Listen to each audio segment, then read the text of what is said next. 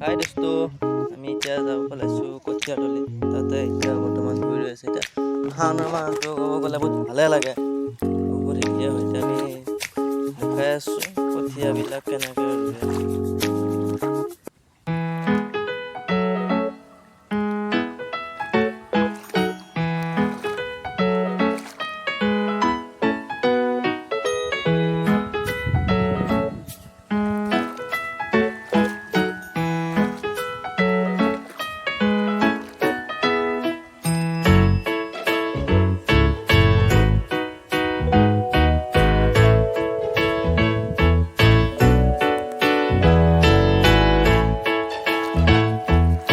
অলপ ময়ো ৰুওঁ।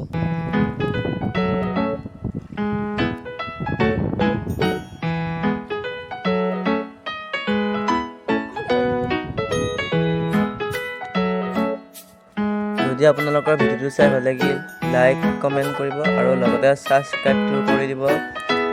আৰু ভিডিঅ' দি থাকিম, আপোনালোকে চাই থাকিব। আপোনালোকৰ আশীৰ্বাদ